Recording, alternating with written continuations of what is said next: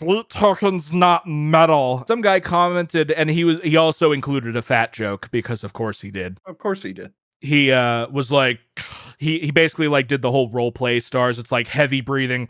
Sleep Token's not metal. I'm like, can you point anywhere in that video where we said Sleep Token wasn't metal? Oh, you can't? That's weird. Shut the fuck up.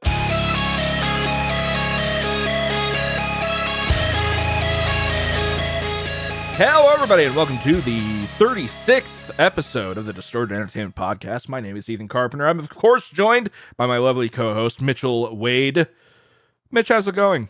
It's going good.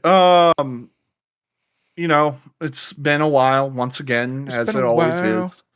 Since I could. But we're actually, or at least me, I'm actually going to be putting in effort again. So this is going to be like, hopefully the last time, at least for a while, that we're going to have to say, sorry, we haven't posted in a while.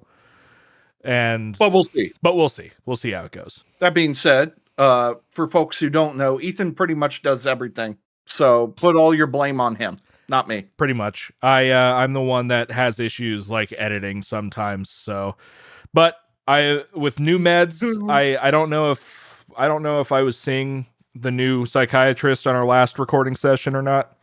But I'm seeing a new psychiatrist. I'm on new medication, and it's been helping me get stuff done. So I just got on an Adderall prescription. I think that's been helping. But I have stuff set up for like the next few weeks. It's currently the 10th of January. So we'll see how it goes, and hopefully we'll stay a bit more regular. At the very least, let's try not to go our fiber. Yeah. And at the very least, hopefully it won't be like an accidental year of not doing anything.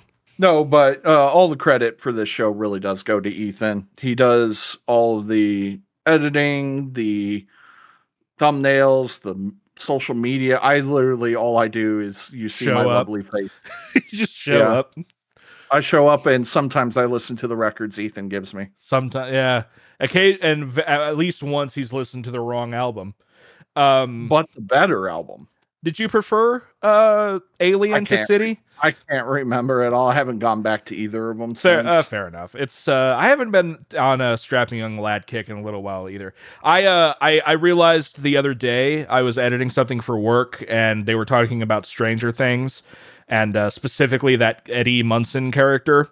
And they brought up the whole like Master of Puppets thing, so I pulled a clip of that scene. I was like, man, I haven't listened to Metallica in a while, and I forgot that Master of Puppets is just a really good song.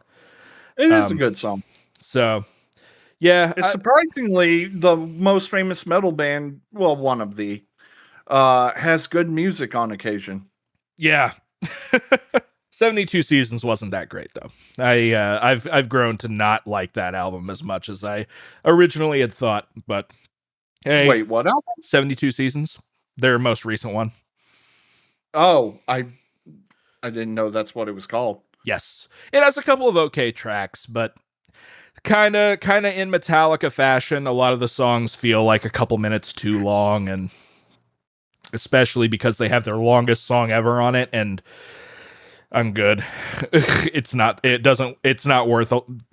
not be 12 minutes long. Damn, that is long for a thrash song. And I don't even know if I would call it a thrash song. It's just a Metallica track. There's a couple good ones. Lux Eterna was a really good single. It was very Kill 'Em All-y. They're all 60 now, so they can just kind of do whatever. It's Metallica. Even if they were still in their 40s, they can do whatever the hell they want, and it doesn't matter at this point in their career. But as for things going on in my life, I guess the two most exciting things are, I'm getting ready to start therapy again. Oh boy. Ooh. We stan therapy use here on the Distorted Entertainment Podcast. Yeah, I'm going to a new guy, so we'll see how that goes. I liked my last guy, all right. He was really nice. Like, I clicked with him, but I did not find his advice useful, and we never really made any headway with anything. So I want to try a new person out. Fair enough. And see if like maybe they have different techniques or suggestions, because I can't keep living my life this way. Yeah. Yeah. Well, hopefully it goes good for you. Therapy, it kind of sucks when you don't really have somebody that you don't exactly click with. Like I said, I clicked with them, and it's just the advice wasn't useful. Fair enough. And then I am getting my second tattoo. It has been 12 years since my last one. Nice. So a group of my friends were like, hey, we missed your birthday. We want to celebrate it, and we want to get you a gift. And I was like, everything I want is expensive. And they suggested a tattoo. And I was like, okay, yeah. And then I told them the price, and they're covering it. Dang. All right. Cool. What are you getting? So for people that don't know and maybe care, my left arm's supposed to be dedicated to music. Obviously, I don't have any tattoos on that arm yet. Probably should fix that. And my right arm is like philosophy, nature stuff. So I'm getting a possibly on the back of my hand and extending up my forearm, or just on my forearm. I'm getting a skull lying in the grass with a tree growing out of it. That's basically the main part of the tattoo. Okay. Nifty. It's supposed to be the symbolization of life gives to death, death gives to life. Blah, blah, blah. Fair enough. That sounds cool. I've been wanting to get another one too, but they are expensive and I'm broke.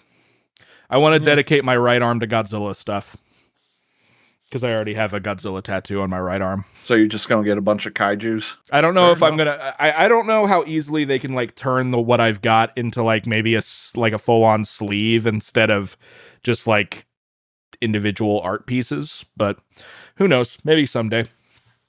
But Gage bought my first tattoo, so it's going to be a minute before I get another one, unless if he offers, in which case I'll do it again. Screw it. I'll get the Dishonored hand tattoo or something. Nice. By the way, I've been playing at least since the last time we recorded. I really got into Dishonored. I used to hate that game, and now I'm planning on doing a second playthrough of the second game here soon, because I just did the not terrible ending of Cyberpunk. I've been playing Cyberpunk as well, which is a game I didn't think I was ever going to get into just because of how deep the mechanics are.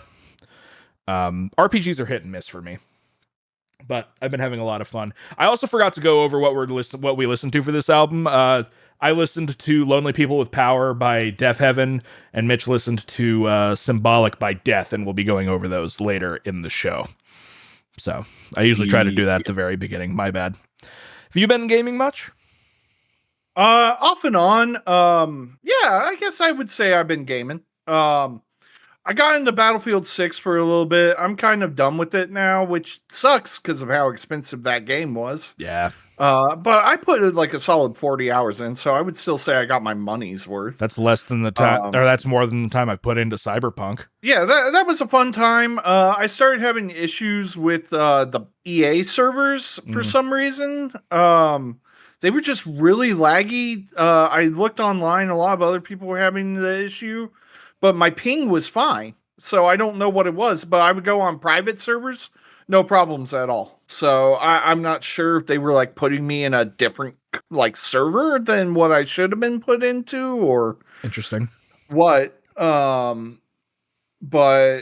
so that was a minor annoyance. And then, other than that, Metroid Prime 4 came out. I enjoyed it. I already beat it. Nice. I beat it within like a week. It took me about 15 hours.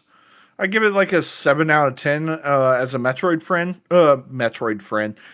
fan. It's definitely not the strongest Prime game, but it's good if you like Metroid Prime. I wouldn't make it, a new Metroid player's first Metroid game or anything. Story was fine. The NPCs were not as annoying as people were thinking they were going to be. Yeah, I pulled a video of one of the guys who looked like Lester the Unlikely. I forget what his name was, though, but I pulled a clip of it for a thing at work as well. I was like, interesting. Okay. I think his name Miles or something. Oh, McKinsey. Yeah, he was like a dork with a power suit. He's they're all dorks with power suits in their own ways. Okay, fair enough. You got the nerd. You got the mysterious sniper. You got the grizzled old veteran. You got the newbie who's obsessed with you, fangirl. That's the person I'm thinking of. No, the person that's obsessed with you is a woman. Oh, okay, never mind. Yeah, no, you're thinking of Miles, which is the first person you interact with. Okay. They just help you with your tech and everything. Okay, fair enough. And then you got a robot that has no feelings. Ah, the perfect killing machine. There towards the end of the game, the grizzled veteran and him do the Predator Arnold Schwarzenegger handshake thing. Hell You yeah. son of a bitch. And I was dying. Melon. I was so fucking dying when that happened. The final boss battle was great. Okay. I enjoyed it a lot. And this is the first villain in any of the Metroid games that actually has voice lines besides oh no, I take that back. Technically Raven Beak from Metroid Dread had voice lines as well. He really hated your fucking guts. Seeing you was the worst thing in the universe. Interesting. It was pretty funny. But yeah, overall it was a good game. And then I've been playing off and on. I've been playing Dispatch. Yep, I've been wanting to play that. It's good. It's not a game. It's a Telltale game. You're there for the story. You're not there for gameplay. Right. And I turned on cinematic mode, so all of the quick time events that you can do and everything to make it more of a game, I turned those off. Oh. So all I do is sit there and watch it, and then occasionally it's choose a dialogue option. All right. And then there's the dispatch portion of the game, and that's the actual game mode. And that's really fun. Okay. But I'm there for the story. That's what I'm there for. Yeah, I just remember when I first saw the trailer for it, I was like, this looks really, really interesting. And I do really want to play it. I'm super broke, so I can't. But I think it's worth it, especially if you like superhero stuff. Maybe I'll have to obtain it very legally or something to play it or something. Though I don't like doing that. I don't think it's too expensive. It's $25, but I don't have that. If the loan that my mom is trying to help me get doesn't go through on Monday, I have $5 for the rest of the month. Nice. Yeah. So I've been there. Oh! I don't even know if I told you this. I almost got scammed by Bitcoin. I almost was part of a Bitcoin scam the other day. Let me tell you about this. So I have a subwoofer. I do mixing and stuff like that when I can, and I just don't use my subwoofer that much. So I'm like, all right, I'm just gonna post it on Facebook Marketplace, and if somebody wants to buy it, they can buy it, and maybe I'll just save up to get another one in the future instead of dropping the $200 all at once. So I put it up for $250. I put it up for $300, and then I lowered it to $250, and somebody messaged me. It was like, hey, is this still available? I'm like, okay, yes, it is. And they're like, okay, do you have Venmo? I do. So they tell me that, hey, I sent you the Venmo, but it didn't go through because you're not a business account, and you can only send and receive a certain amount of money when you're not a business account. No red flags yet in my head. I'm like, okay, that's weird. And they sent me an email and a fake phone number that I still didn't have any red flags for. I called it, and they were like, okay, to activate your thing, then you need to... somehow we ended up in Cash App, and that's when red flags started going off. And I had gotten to the point where I had put the remaining amount of my money in Cash App, and they told me, you have to go to the Bitcoin menu. And I'm like, nope.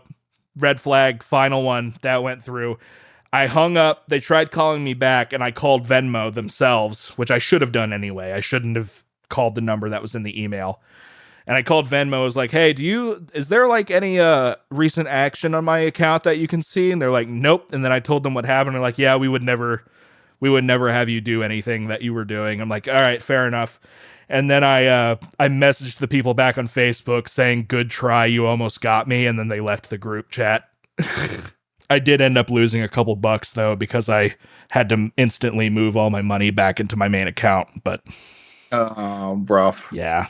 Oh well. Yeah, that was fun. That would have been the last thing I needed to run into a friggin' money scam. So Yeah, really. I should probably take my subwoofer to a pawn shop because I don't even have gas money. I couldn't do DoorDash right now if I wanted to because I'm so low on gas. You couldn't. Yeah, I did a little bit of it last week, but delivering for DoorDash. Yes. I thought you meant ordering. No, delivering. So that's fun. That's what I did. But yeah, that was a thing. But let's go ahead and knock out some news. There really isn't all that much. Mitch, you wanna field the Haken news? Yeah, so two of the long-standing members, Ethan, you got their names? Yeah, guitarist Charlie Griffiths and bassist Connor Green. Yeah, they parted ways with the band. So Haken down 2 members. Don't know what that means for Haken at this given time. Don't think they're touring or anything right now anyway, so I think everything's fine. But that sucks. So they'll have to replace those members at some point. I guess people were worried about something that was I guess people were worried that something like this was gonna happen because they canceled their appearances at Euroblast Festival along with some live dates with Coheed and Cambria, which is a bit of a bummer. That is a bummer. Yeah, we'll see how that goes for the future of Haken. I know you weren't big on their last album. I haven't listened to it. It's definitely not The Virus. Fair enough. Virus is a great record. I only have a couple of things. ICE ads are apparently no longer going to be a thing on Spotify. Spotify was playing advertisements of recruitment ads for ICE, and we're not going to go into the weeds of ICE. If anybody's been listening to the show long term, they probably already know where we stand on some politics stuff. But a lot of people were like, hey, Spotify, this is really not good and you shouldn't be doing that. And for a while, they just ignored them. But I guess now that the artists have been backlashing against it, they decided to stop. I actually finally stopped using Spotify. I canceled my account and now I'm using YouTube Music because I was already paying for it. I might as well. And I haven't missed it. So other than the fact that like I need to like make my own brown noise or fan noise video to listen to while I sleep. My CPAP makes this whining sound that really bugs me.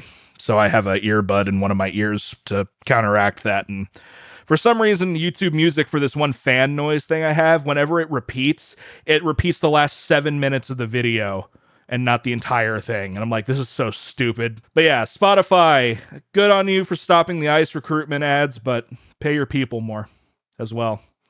And then really. Jack White has been in the news a lot in the past few months. At one point, he was feuding with our, ever so mature president.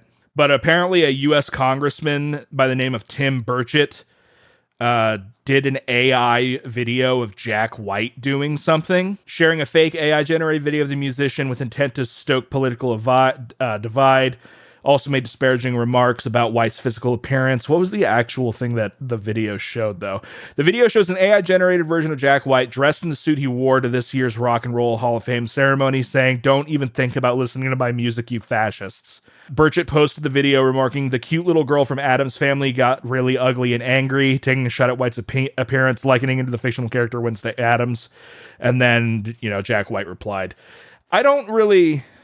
it's just more stuff about AI.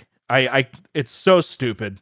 I hate AI. I wish it would go away, but it won't. It won't. And there's also other stuff that I think Mitch was going to bring up about AI as well. Surging RAM prices. Yeah, they're taking our RAMs. They took our RAMs. Which sucks because I was looking forward to building a new computer and upgrading to DDR5. And that ain't happening. Yeah, isn't it like a basic kit almost $300 now? Like, I mean, depends on what size we're talking, but like 64 gigs can run you upwards of $1,000. Jesus, I already have 64 gigs, so I don't have to worry about it. Yeah, I went ahead and got a new graphics card. I got a 9070 XT. Oh, how do you like it? It's good. It's a graphics card. It does graphics. It does the thing. It does it well. And it doesn't do the other things. Yeah, I was able to play Battlefield 6 on like high quality at 2K. Native or were you using FSR? Don't know. But it was playing the game and it was good. If you didn't physically turn on FSR, I will assume it was native. I messed with a bunch of settings, so I might have turned it on at some point and turned it off at another point. I just remember that me trying to go ahead. This was me trying to figure out why my Battlefield 6 was lagging for me to finally figure out it was the servers themselves. Oh, I gotcha. Yeah, no, I was just interested because for FSR 4 version 4, they made it AMD exclusive instead of letting everybody use it like they have with past FSR versions. So they're doing this the thing that DLSS does. Before they start jacking up graphics card prices as well, more than they're already jacked up. Yeah. Yeah, being a PC gamer is going to be really hard. Apparently, the prices of the Steam machine have leaked. They're looking at like $1,000 for the terabyte version. Jeez. Which I think is fine because it is basically a miniature computer. If you are wanting to get into Steam and you don't have a gaming computer, it's a good way to go because it's going to be cheaper than buying a computer. Yeah, and it's basically just a Steam console, right? Yeah, it's a Steam console with it's basically the Steam Deck but not portable and better. Fair enough.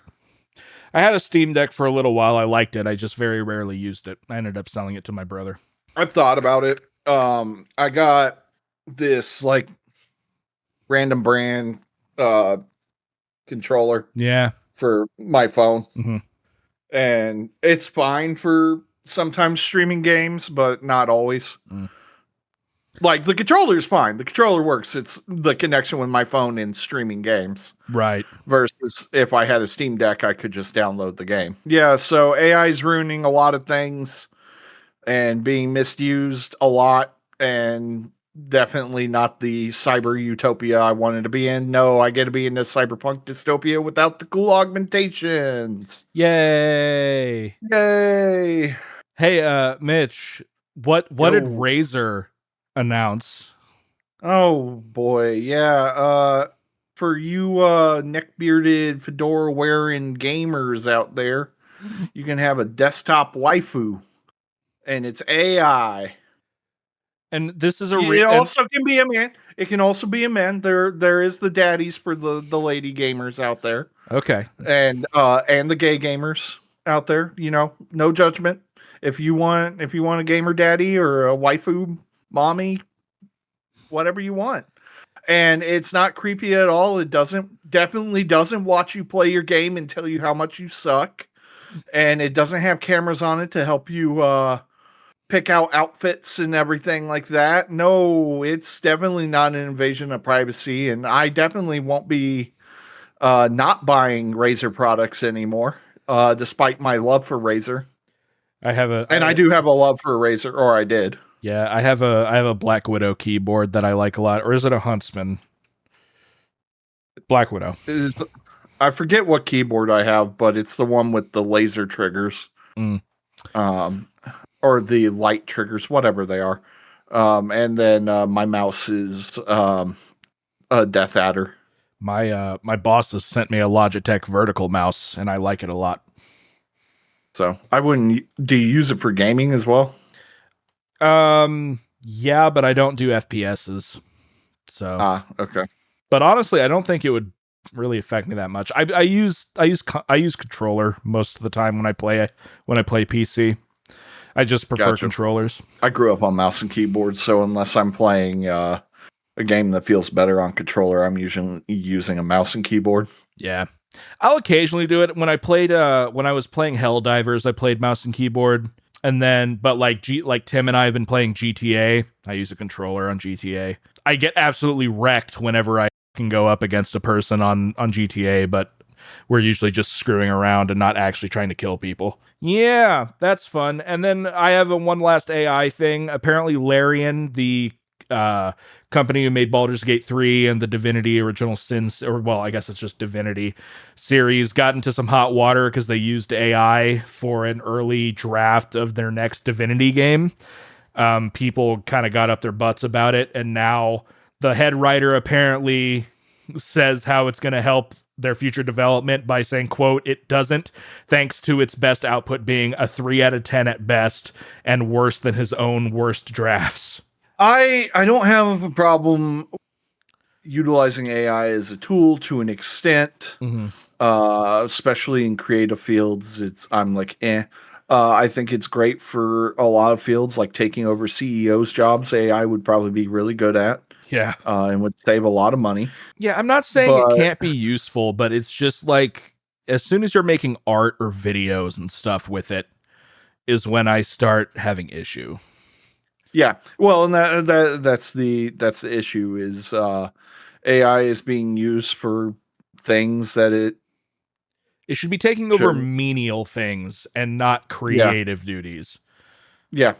Like, sure, let AI respond to an email. I don't care.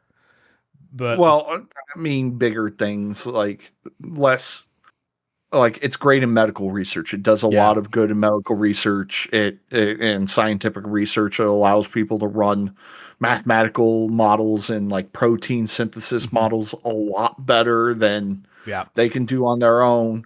Like that's where AI is great and fantastic. And one of my favorite stories is an AI that was being developed to be able to tell the difference between bagels and bear claws. Oh, yeah, and it was able to detect, like, cancer cells?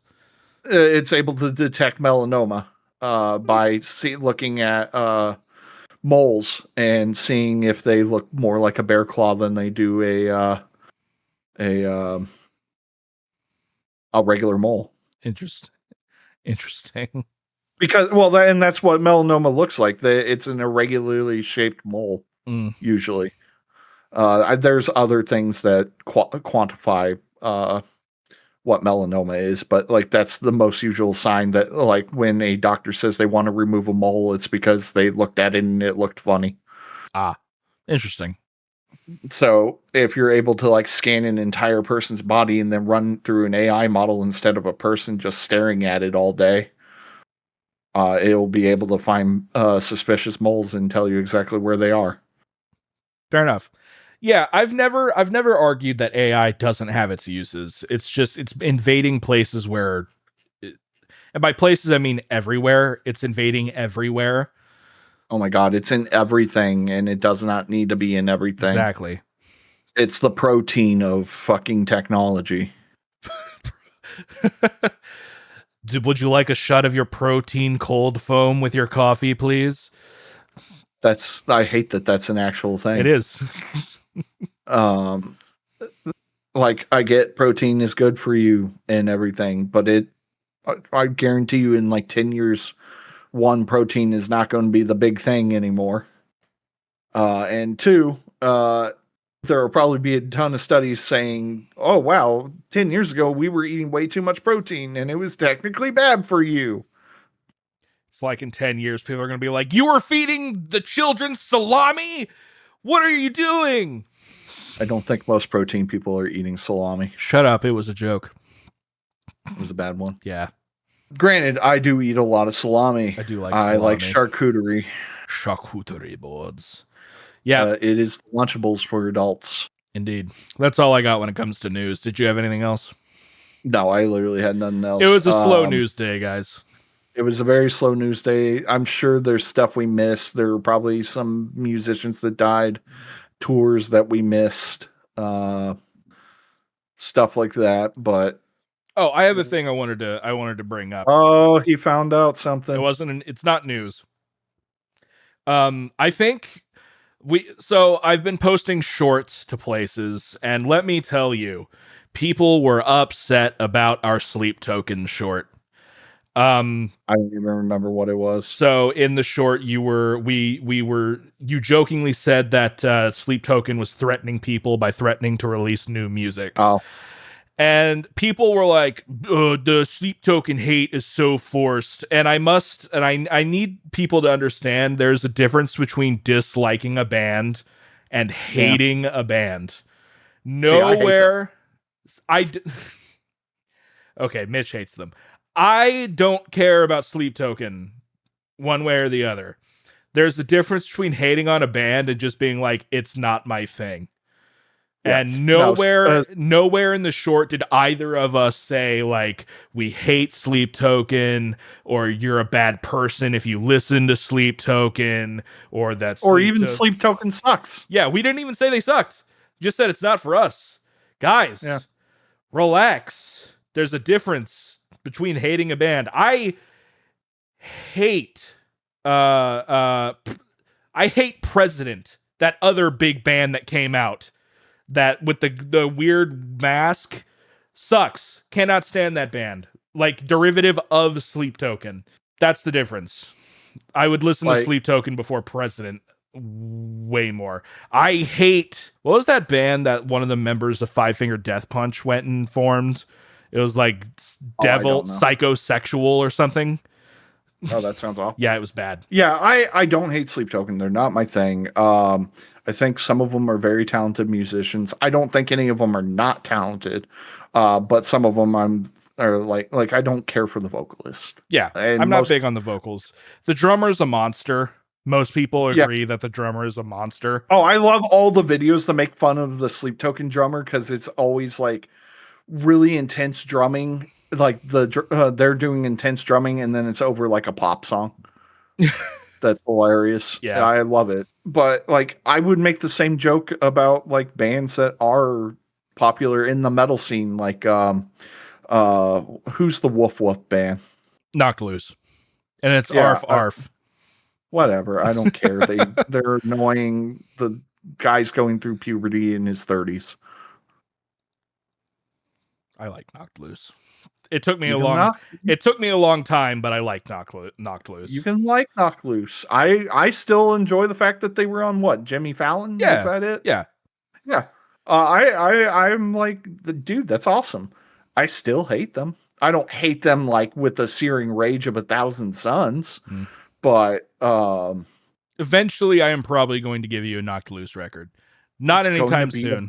It's going to be a bad idea. I mean, eventually I'm going to have to start giving you stuff on my list that I'm not sure what you're going to think about it. But that's the problem. You know what I'm going to think about Knocked Loose. You don't know that. You don't know that. There can be a song that'll make it click like there was with me. I hated Meshuggah for a long time. Until I hated Opeth and Gojira. Yeah. You never know. You never know if a song is going to click. Now, it wasn't a song for me. It was just I got older and realized younger me was stupid. Fair. But like I hated Meshuggah up until I listened to I Am Colossus off of Kolos. Like I heard Bleed and I was like, I don't get it. It's the same thing for 7 minutes. Why do people like this? And now I'm like, Bleed. My Meshuggah breakthrough was what was it? It was Break These Sinews or Break Those Bones Whose Sinews Gave Them Motion. Yeah. Great track. And I was listening to it with my friend because he was trying to convince me to like Meshuggah. And we were listening. I'm like, dude, I just don't get it. This is boring as shit. And then he was like, bob your head. And I bobbed my head. And I was like, wait a minute. Is Meshuggah good? Yeah. Yep. It's a good time. I was listening to Rational Gaze the other day. And I'm like, if you're not grooving to the main riff of Rational Gaze, what are you doing? I'm definitely, I don't know about you. I am a lot better about music and people's tastes and not agreeing with people's tastes. Like I used to be like a real bitch to other people about like their taste in music, especially like I used to be a prick when it comes to stuff like that. I've relaxed a lot. Now I'm just like, if somebody's like, oh, how do you feel? Like I get asked because I'm known as the metal guy at my job.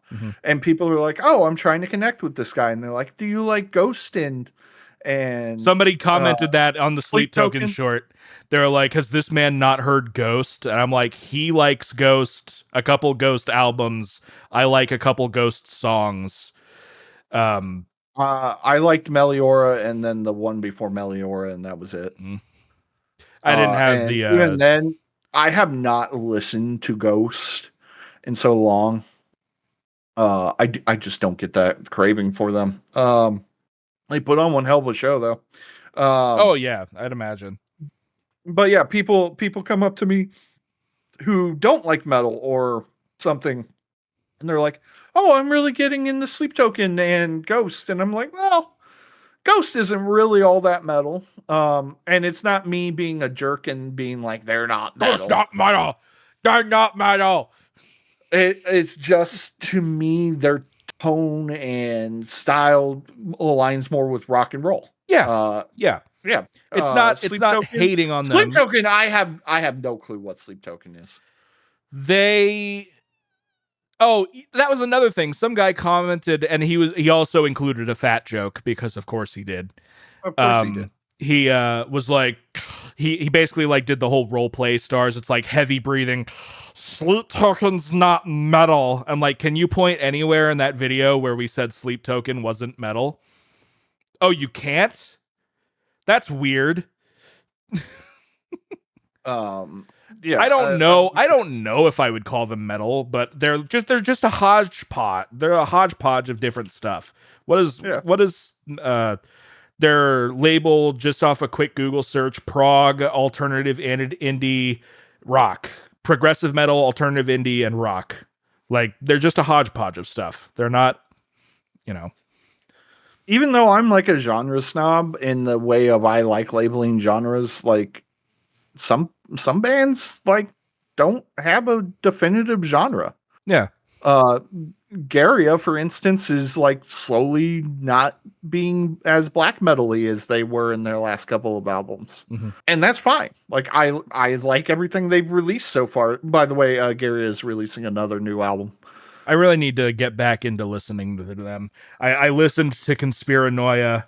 That's not what the album's called, is it? Yes? No, Limbo. Limbo, my bad. Even I can remember. I listened to Limbo like 3 times, and I was like, "This is really good," and then I haven't touched them since. And then I won't shut up about them. I'm glad you really dug them. I just need to get back to listening to them again. I definitely people approach me with music, and if it's not my thing, I explain why it's not my thing. But I'm not like, this sucks, unless it actively sucks. Yeah. Like, if there is something that a bunch, there was a math prog band that I stumbled upon Instagram, and I don't remember their name, and even if I did remember the name, I'm not going to say it because it's rude to shit on people's music.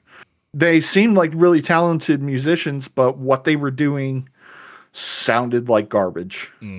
Because it was a bunch of syncopated, out of rhythm, avant-garde math rock bullshit. And sometimes that works, but it doesn't click for me, and to me it actually sounds god awful. And I will tell people that that doesn't mean it's objectively bad, but you saying that, doing I made a short, and it's gonna go live at some point, of us reacting to X-Tull, the one track that we were like, this isn't very good. So we'll see how that goes. I did put in the description that I still liked the one album that I gave you, but the new track, we were like, this ain't it. If you think that I shouldn't post that, I cannot, but okay. That's whatever. As long as we yeah, we weren't crapping. You say the N-word? No, we didn't. Okay, then I think it's okay to post. Bottom line, quit putting words in our mother effing mouths. Don't make me get Will Smith. Yeah. Keep my wife's name out your mouth. I think that being said, my waifu's name out your mouth. I think that being said, why don't we get on to the meat and potatoes? Oh man, not the meat and potatoes. I said the thing. I'm on to say it. Can we take the potatoes? Actually, potatoes are very satiating and very good for you. Actually. True, as long as you eat the skins. Which I do. I do when I can. I'll go ahead and go first. So I I think it's your listened. turn anyways. What's that? I think it's your turn anyways. That's fine. I listened to, so there's this very popular black metal slash post black metal slash shoegaze band called Deafheaven. You might know them from their big album Sunbather, which I have listened to, but it's been a long time. I was given their most recent record called Lonely People with Power. It came out in March of last year. It runs about 12 tracks at about an hour and 2 minutes long. What did I think about Deafheaven? I thought it was actually really, really good. Yeah, it is. I'm not the biggest black metal guy, but the black metal that Mitch has given me throughout the show's history, I have tended to like. In fact, I don't think there is one that I didn't like. I think Merker was probably my least favorite, but I still liked Merker. But I'm not sure if Lonely People with Power reaches Batushka or not. But I did really enjoy the album. There were some really interesting things they did throughout. The very first track, Incidental 1, that weird voice thing that they do, the whoa, whoa, whoa, whoa type, like, I'm not sure what it was. But I liked it a lot. And then once it dropped into Doberman, I thought the mixing on this record was really, really good. I guess the only, like, even half tedious thing I could say is that vocally the guy's kind of one note, but it's black metal. Yeah. So he's just doing the black metal shrieking stuff. Nope, he's got 2 notes. There were clean vocals on that record. Right. No, I was about to bring that up. Shut the hell up. No, it's all good. Yes, there were some cleans throughout the record as well. My 2 favorite tracks are Incidental 2 with the, I don't know if it was a woman or just kind of more of an effeminate singing voice. I think it was somebody, but the I think it's a woman because like 2 or 3 of these have like guest spots on them. Yeah. The Incidental 2, I really liked the tone of the singing and how like dreadful it sounded, and I liked the line "desperate to be alone." And then that goes into the song Revelator, which I absolutely love the main riff of Revelator. That's one. That's not Revelator. Hold on. I have to remind myself what that sounds like. I really like that riff. It's very bouncy. I like it. Good riff. Yeah, keep going. I really just I don't have too much more after that. I will say after Revelator, I kind of start tuning in and out. It's still really good, like, background music, but I'm pretty focused up until through maybe Body Behavior. Once Incidental 3 hits and you have Winona and the Marvelous Orange Tree, it's cool, but it's kind of like after the Mighty Masturbator and Deconstruction, where you kind of, those last 3 songs are just kind of there. Not bad, but not, blowing my mind either. Did you have a note? I agree with you on that. For me, my favorite is Amethyst on it. I fucking love Amethyst. It's a good song. That just clean opening and everything, and they come back to that motif at the end, and everything. Fantastic writing. All around, I think this album has fantastic writing. It's probably, it was really hard to choose between New Bermuda and this. Yeah. For me. Originally, I thought you were going to do Sunbather. And when I asked that, you're like, man, screw Sunbather. Yeah, I'm not big on Sunbather. I fell in love with Deafheaven with New Bermuda, and I didn't really listen to anything else. Like, I like Sunbather, all right, but it's just been so long since I've listened to it.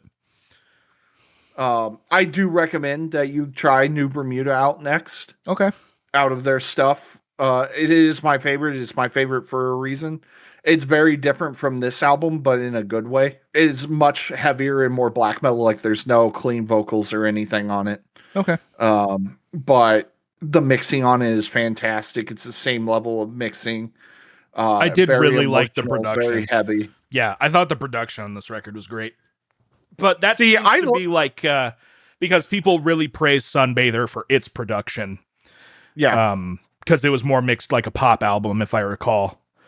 In terms of just like wall of sound type stuff. And I think that's my thing with black metal is I tend to like black metal except for 3 things. Mhm. Having to watch out if it's a Nazi or not. Yeah. Fucking hate that. Yep. The satanic shit gets old after a while. Yep. And the mixing can be really awful on some of these albums. Yeah. And so just like my taste in death metal, where I don't really like death metal, Mhm. I like the subgenres of death metal. Yeah. It's the same thing with black metal for me. I like black metal. I'm going to turn some lights on because I don't like how ghostly white I am. I was about to say, you look very pale. Yeah, you look a little better, yeah. The subgenres of black metal, I think, do better with mixing. Some of them still stick with the more traditional wall of sound kind of mixing. For sure. I think Merker is a much more classical example of that, where you get a traditional black metal sound, even though there's folk instrumentation and everything. Yeah. But Garia and Deafheaven, in terms of their sound with black metal, is much cleaner, much brighter, much more individualistic in their sound. Yeah, I praise this album. I actually watched Banger TV review. They did like fan picks for top 10 albums of 2025, and they shitted on this album. Really? They also shitted on the new Rivers of Nile album, and I'm like, okay, I'm done with Banger TV. They have terrible opinions. Yeah, I don't see why they would have. Did they give a reason why they didn't like this? They did, but I can't remember. I think it was like, this isn't black metal, blah blah blah, yada yada yada. Very kind of, and it's too bad because one of them is the person that got me into Rivers of Nile and got me into oh god, who is it? Sluggage. And got me into Bellwitch. Have they done anything recently? What, Sluggage? Yeah. I haven't heard anything in a while. I know that they were having difficulties, the last thing I heard, because the singer had like long-term effects from COVID. Oh, yeah. Yeah. That's so I don't know how much he's gotten past that. If it's still affecting him, whatnot. Yeah, it'd be good music out there, and some people are traditionalists and will shit on this album, but if you're open-minded and you just like music and well-written music with good emotion, good writing, good mixing, this is definitely a fantastic album. And let me tell you, Deafheaven puts on one hell of a live show. I saw them tour for this album. You put it better than me. Sometimes it's hard for me to like go into like detail of like how good the writing is and things like that. So I'm glad you put your info in. I did really, really enjoy this. I'd probably give it an 8. I think like an 8 out of 10 is probably a fair score here. If you are going to check out a song, I would suggest Revelator. Maybe listen to Incidental 2 right before it as well.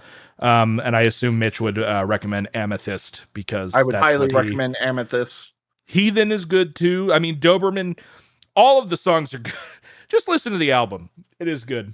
So I'd probably give it an 8 out of 10. I enjoy that you're showing me some more black metal. Any other thoughts? No, I would just say if you're interested in a really good black metal-esque album, that you should check out Lonely People with Power. All right. Well, I guess that means it is my turn. It is. I received, surprisingly, a death album. And people might be going, Mitch, you listen to metal. You should like death. Well, I do. But I've listened to one album. And arguably, it's their best album. People go back and forth a lot between Symbolic and Sound of Perseverance. Sound of Perseverance. I love Sound of Perseverance. It's so good. It's a great record. So good. And so Sound of Perseverance is the only record I ever listened to until Ethan came over and was like, hey, go listen to Symbolic, you fucking loser. And so I did. And let me tell you, it's pretty good. I mean, it's a pretty good record. It's death. I mean, so of course it's going to be good. I was about to say, if you're going to come in with like, I will be surprised if you did not like Symbolic. I wasn't as much of a fan as the vocals of this record compared to Sound of Perseverance, because I'm not as much into thrashy vocals as I am to like growling and stuff, and these were more on the thrashier side of sound. Okay. And I re-listened to the record while we were talking / everything just to confirm that, and it's not bad. It's just not my style of preference. That's why I don't really like thrash. I don't like the vocals. It's the same reason I don't like a lot of punk. It's that more like talking, yelling vocal style than it is like growling, screaming, or singing. But I definitely fucked with this album. It was a good album overall. Let me look up the track list very quick. Oh, I definitely had things to talk about, and I should have taken notes. And I didn't, and that's bad. That's bad on me. I'm a terrible host, people. Yeah, I am giving you credit for wanting to do that, though. You usually don't have like specific track notes. Yeah. Now I have heard there's a guy on Instagram Reels, and he's probably on TikTok, and I'm just getting the Instagram Reel version of it. I have heard a clean-ish version of Crystal Mountain. There's a guy that plays Crystal Mountain, and it's him playing it on a classical guitar, but he's still growling. It's really funny, but it sounds good. I'm not making fun of the guy. It's just a weird juxtaposition to have like just classical guitar, no effects or anything, and then like the high-pitched screaming that Death sometimes does. Right. So I did know Crystal Mountain. I don't really have any tracks that I like disliked, for instance. I thought Perennial Quest was really good. Misanthrope was awesome. I really enjoy Zero Tolerance. Zero Tolerance is a solid track. It's a well-written record. It's one of their best records for a reason. Plus it's got Gene Hoglan on it. Everyone loves Gene. Oh, it does have Gene Hoglan on it, doesn't it? It does. This might have been the first record he was on. I can't remember if he was the original drummer. Oh, he was the drummer. He's the drummer for Death Clock and Dark Angel and Galacticon. Yeah.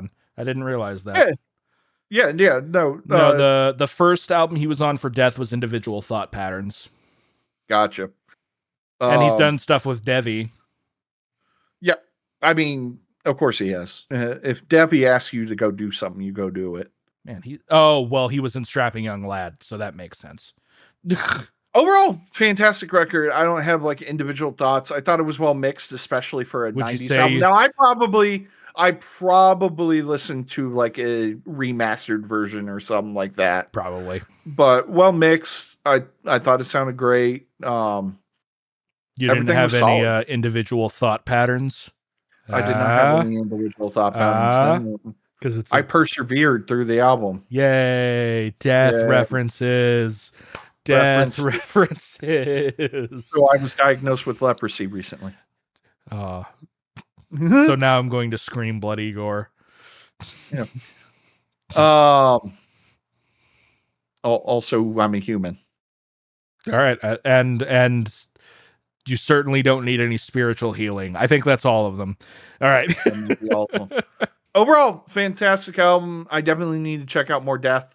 There is an album that I really want to check out, which is Human. I do want to check out Human quite a bit. That's one of the ones I have not listened to yet. I've listened to, I recently went through Individual Thought Patterns because it has The Philosopher on it.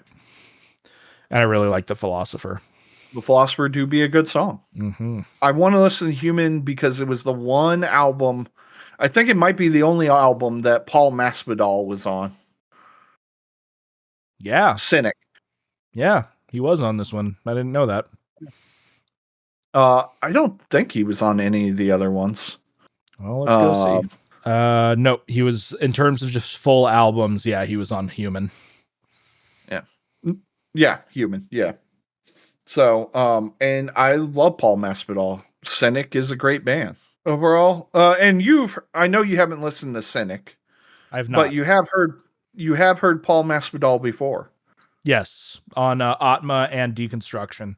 Oh, I forgot he was on Deconstruction. I always forget that because his part is so like small in that one song. And It's my favorite song because it's the one with Joe Duplantier on it as well. Yeah, Sumeria. Sumeria, yeah. God, that's such a good record. Why is that such a good record? It has so many people on it. Yep. It's Devin a great Townsend record. I really like just all of them. The whole album's really good. And he just called all of his friends and was like, "Hey, you want to be on my album?" Is that the album with the cheeseburger? Yeah. Cheeseburger. I really like, even the opening of that record's really good. Praise the Lord. Which for a while I didn't realize was kind of a pun. Praise the Lord. Praise the Lord. Devy's a funny guy. He is a funny man. I don't always appreciate his style, but when I do, I do. On top of that, Devin Townsend, I love watching vocal reaction videos of Devin Townsend where people react to his, like, have you seen him do a playthrough of Kingdom? No. Oh, it's so good because you get this scary looking bald man playing metal, and then he comes out with the operatic vocals. Oh yeah. And every vocal person, like, it's like vocal coach reacts, like what's her name? Charismatic voice. Charismatic voice. Yeah, she's done a reaction to him. And everything. Of course, she was blown away. The top ones are the Devin Townsend vocal reaction, and then of course everyone reacting to Pisces by Ginger. I'm always a fan of Travis Ryan reactions, and I think she's done him as well. Oh yeah. You could also argue that I was about to say Ronnie Radke, and that's terrible of me. What is the guy's name who is in that really popular deathcore band? Phil Bozeman? No. Alex Terrible? No, not Slaughter to Prevail. He does the one vocal part where it's just his growls isolated, and it's like 30 seconds of him, like, it's Into the Hellfire or something like that. Oh, Will Ramos. How did I get that confused with Ronnie Radke?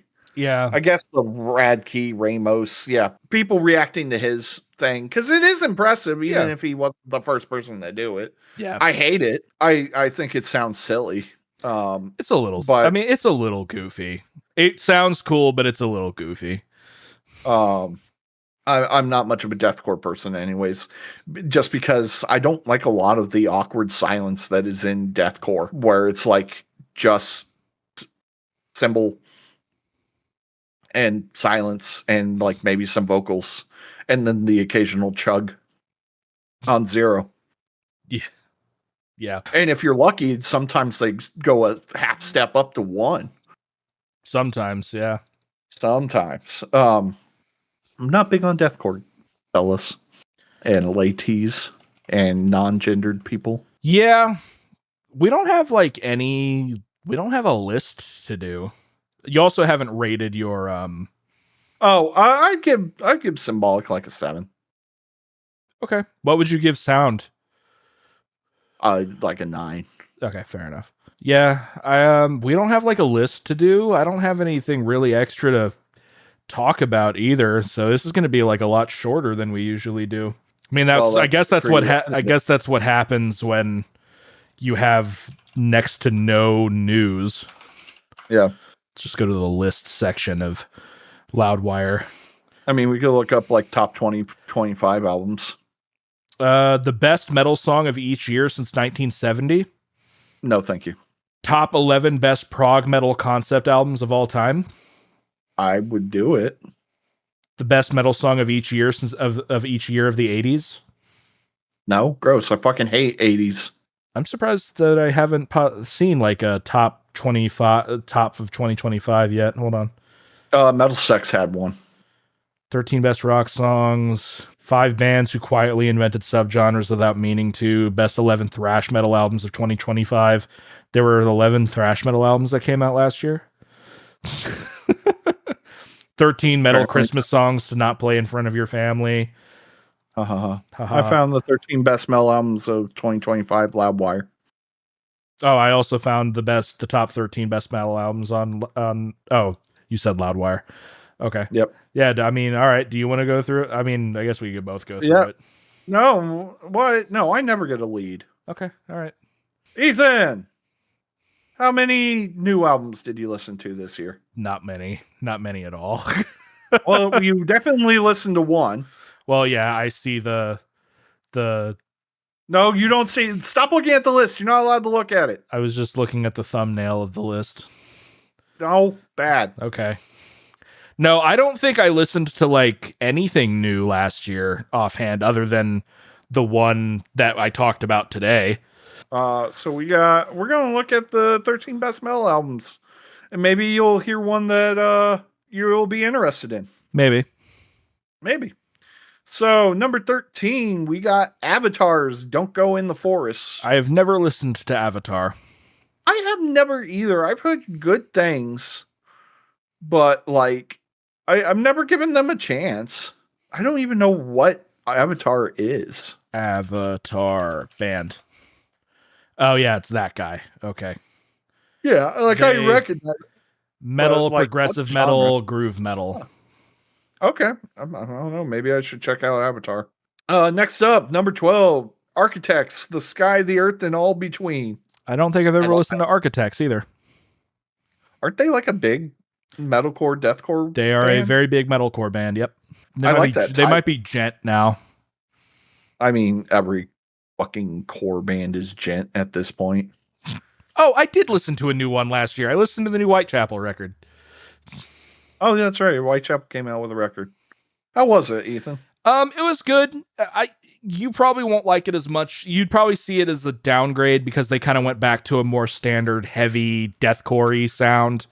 There aren't really very many clean vocals in it. It kind of just went back to form. I do really like the title track, Hymns of Dissonance. Has a really cool breakdown at the end. It's good. I'd probably say it's better than Kin, but not as good as The Valley, depending on what you like. Number 11, we got the Callous Dow Boys. I don't want to see you in heaven. I've listened to them. They're interesting, but I have not listened to that. They're very chaotic. They're very, very chaotic. I believe they're mathcore. The Callous Dow Boys. Yep, mathcore. Guys, we got a non-metal band on this list. Loudwire, come on. Uh-oh. Sleep Token. Even in Arcadia, number 10. I thought people didn't like that one as much as their previous record. I thought I heard that too. Well, that doesn't mean it's not a best record. Oh, fair enough.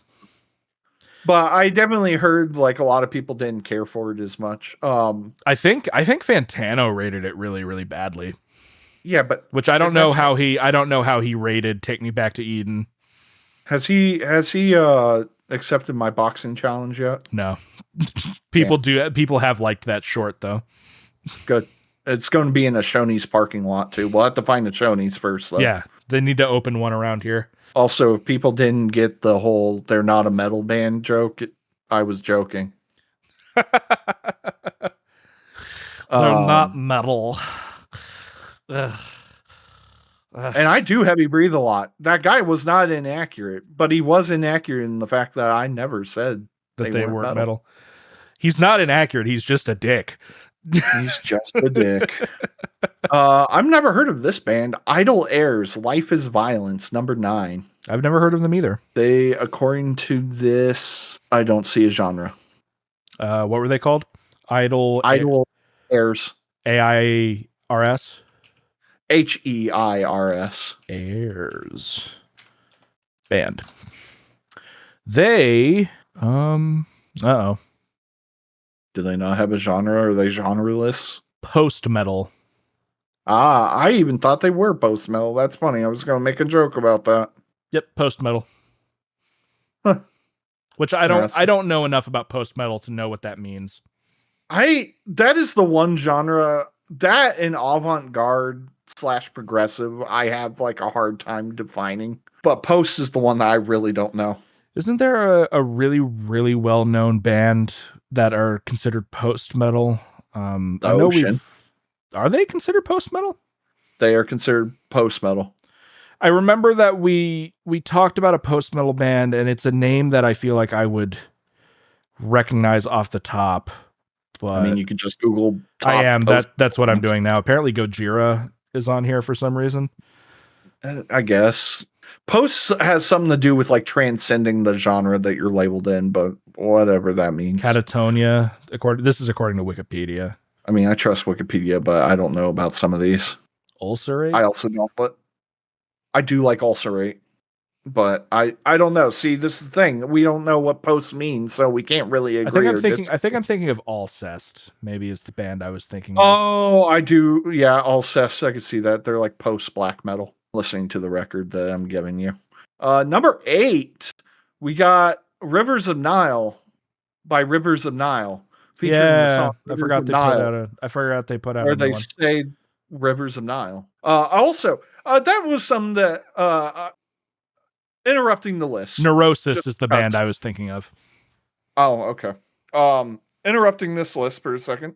November, I went on a couple of tours, and I saw a couple of tours. Right. And I don't think we recorded any time after I saw those bands.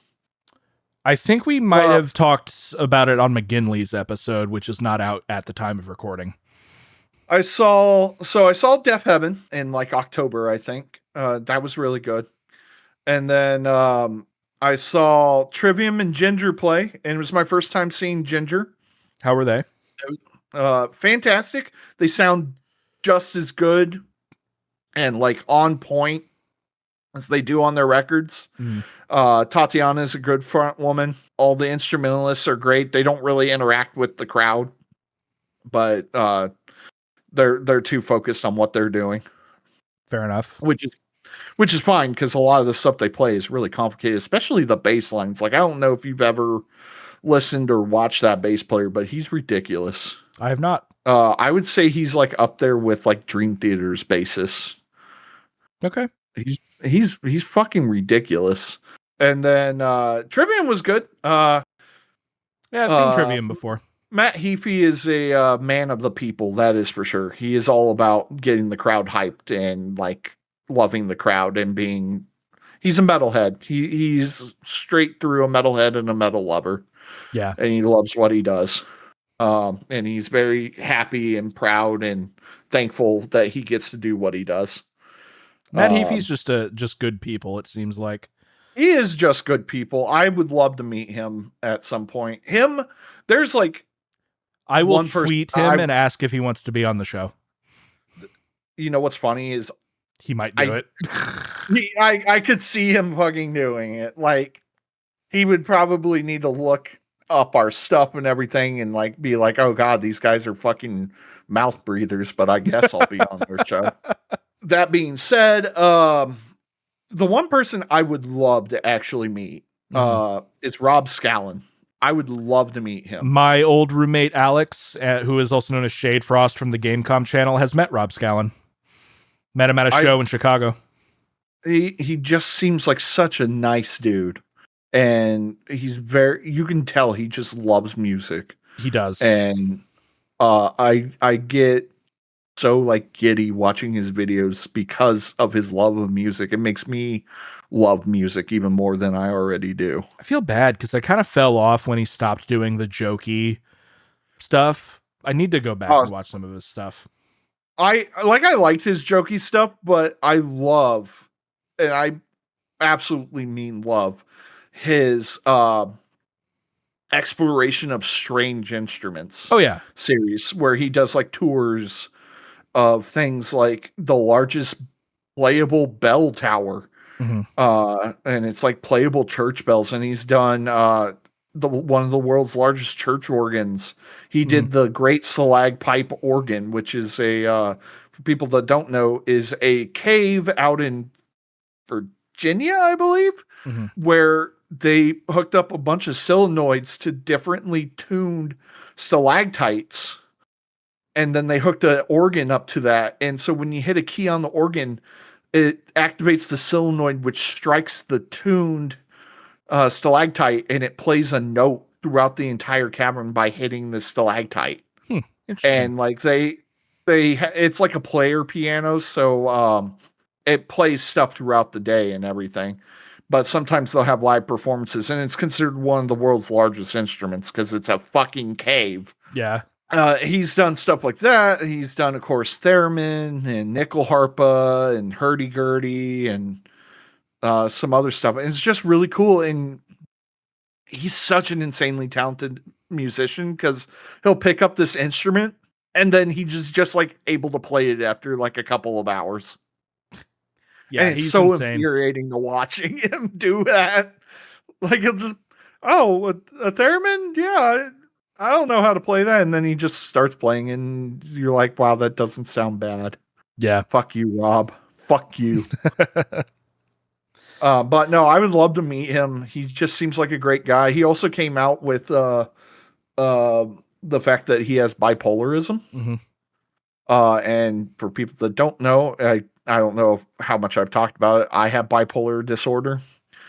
So that was kind of meaningful to me. His is worse than mine is because it seems like he has bipolar 1, which is the more manic one where you have like full on manic episodes, while I'm bipolar 2 where I have hypomania. So it's less intense. But yeah, so I did those 2 tours, and then the other tour I saw was Rivers of Nile playing the entirety of Rivers of Nile live. And then accompanying them and leading the tour was Ne Oblivia Scaris. And they played 2 full albums, Ethan. Dang. They played 2 full albums live. They played all of Citadel and all of Exile. Jeez. It was such a long concert. I don't know if I could handle that kind of stuff, man. That's a lot. Unless if it's a seated event, I don't think I could do that. It was standing. Screw that. I couldn't. I had trouble getting through what I did when we went to go see Ne Oblivia Scaris. Luckily, I don't have problems with standing, though. Like, I have to shift. Yeah, my back just hurts after a while really, really bad. See, my feet are what start hurting, and that's probably mostly just due to my weight. Same. I have been going. Oh, I guess I didn't mention. I have been going to the gym and doing workout stuff. So that's more than I've been doing. I need to get back on it. It's one of the things I hope to talk to my therapist about. Is just like the whole goal is like I'm addicted to short form media and like low energy dopamine chasing, and I want to get back into high energy dopamine chasing. Yeah. So things like going to the gym, cooking food, I instruments. Legitimately, I think the new medication is helping me enjoy the gym, because I used to just dread going to the gym even when I went somewhat regularly. But I think it's because my brain would not make the happy chemical that a lot of people seem to get that rush from after going to the gym. It's like, oh, you'll get addicted to it. And I used to be like, no, I hate going. I dread going. I hate it afterwards. And now I'm kind of looking forward to going sometimes. Oh, shit. Yeah, I've never been that way with the gym. I'm not like itching to go, but there was a day where it's like, maybe I should just call Joey and see if we can go to the gym. And not to interrupt you, I apologize. No, you're good. We still have part of this list to get through. Yeah, so we did Rivers of Nile with Rivers of Nile. Yep. I've never heard of this band, Dead Guy. Number 7, Near Death Travel Services. Nope. Never heard of this one. Granted, this is Loudwire, so it's, take it with a grain of salt. Drain, ... is your friend. I may have heard about of them. I don't offhand. Apparently, they're dipping their toes in the California skate punk. Interesting. That doesn't sound like a metal album to me, but okay. Dying Wish, The Flesh Stays Together. I know of Dying Wish. I have not listened to them. That's number 5. They're doom, ain't they? Loudwire does not say. They're metalcore. Imperial Triumph, Gold Star. Me and Ethan have talked about Imperial Triumph in private a little bit, as well as on the show. I want to get into them because I think their music is interesting. Yeah. Because they're very jazz heavy, but yeah, the vocals hit me weird. Though I listened to the song with Kenny G on it when we were talking about it, and I didn't hate the vocals as much, so I might be giving them more of a try. Okay. And that's the other thing, folks. Like, even if you Hi, Sabbath. It doesn't matter if people could see him because he jumped off. And now he's on the back of my chair. yeah, Imperial Triumph. Oh yeah, what I was gonna say. Even if you don't like something, give it another listen every now and again, especially if you see people really liking it. You never know. Your tastes change over time. I used to hate Brussels sprouts and now I love Brussels sprouts. Used to hate Gojira. I love Gojira. They're my favorite band, along with Opeth, who I also did not like when I first heard them. So tastes change. You grow. Yeah, no, I haven't listened. I've always said that and I've talked about it on the show before that I'll give a band another shot if I don't like them. I don't listen to them obviously, but I think I listened to a new Black Veil Bride song at one point before an episode, and only because I recall them playing a snippet of one of their tracks when I was still only had a radio in my car when I delivered pizza, and they sounded like Diet A7X. And I was like, okay, I'm kind of interested in just hearing what it sounded like. And it was basically just A7X. But don't get me wrong, it's not my thing, but I liked it way more than old Black Veil Bride stuff. I think I do think maybe Knocked Loose is a better example, because I had heard the song Billy No Mates and I just didn't really get it. And then once somebody showed me the song God Knows, that's what clicked. And I guess Meshuggah as well. But yeah, no, I'm not going to say like if you absolutely despise a band, you should be like, fine, I'll listen to a new thing. But, maybe give it a shot every now and then. You don't know. You might like it.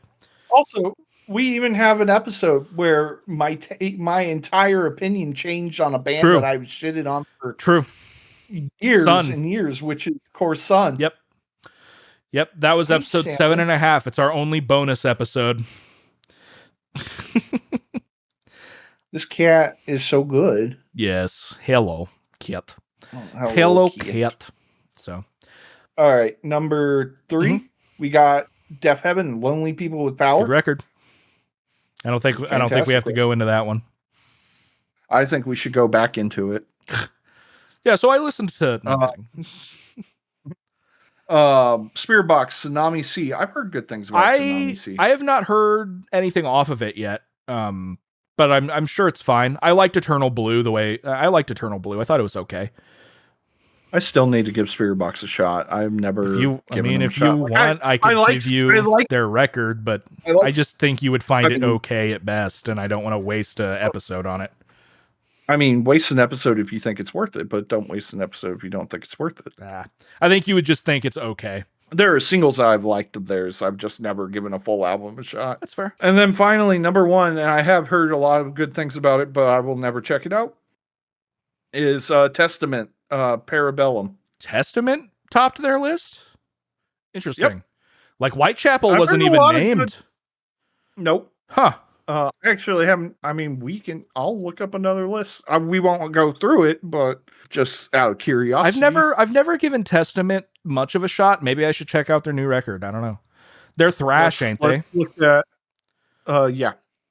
Pretty sure. I'll look at Metal Sucks. I only have 2 points of this list I found on Loudwire.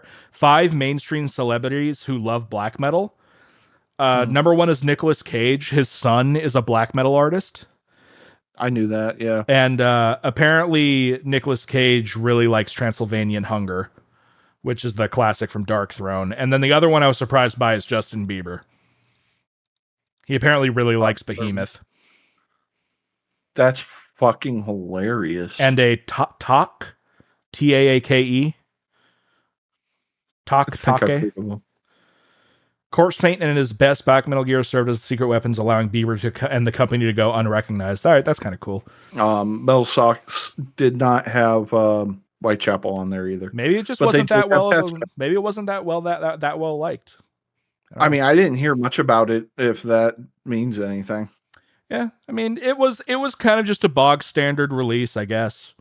It didn't shake ground. It was just that Phil was just kind of stretching his vocal range a lot too.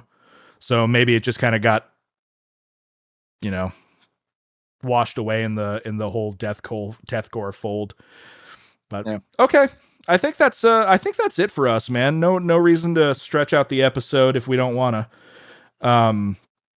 No more meat and potatoes. No more meat and potatoes. And I think I'll go. I'll go first here. I know what I'm going to give you. I don't even have to look at my list for once because I recently re-listened to this album. It's a mathcore band. Oh, and you can probably guess who it is. It's the big mathcore band. Yeah, Dillinger. Yeah. So I finally sat down and listened to one of their records, and it's the one that I'm going to give you because I actually do like it quite a bit. It's not Calculating Infinity. Because that's hard. That's hard listening. It's a rough record to get into.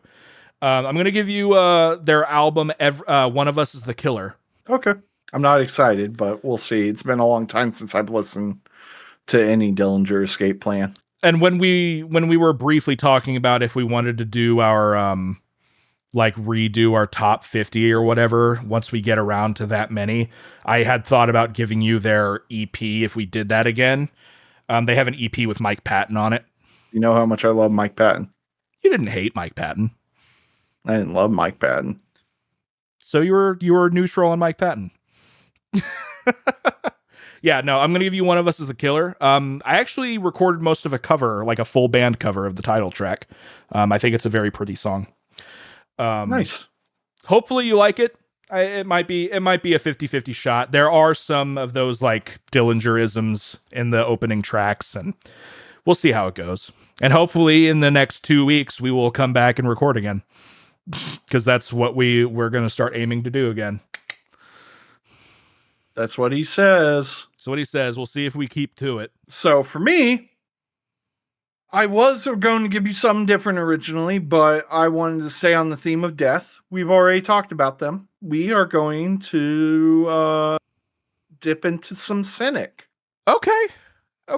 I hope you like vocoder vocals. I didn't mind vocoder. I hope you like a whole album of vocoder vocals. Okay, what record?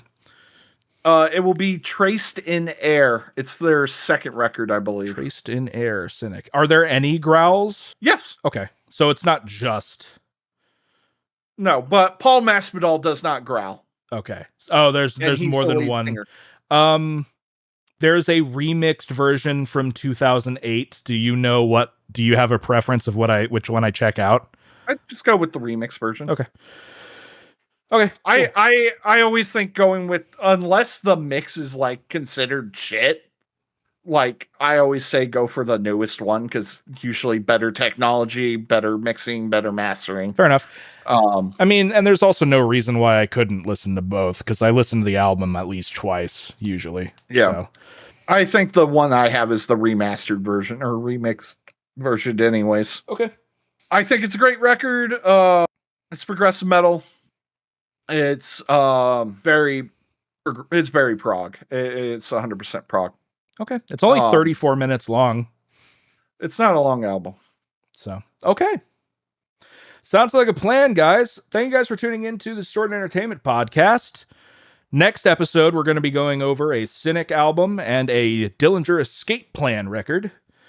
If you're in a band and you'd like us to play some of your music at the end of an episode, go ahead and hit us up on Facebook or our email. All the information should be in the description.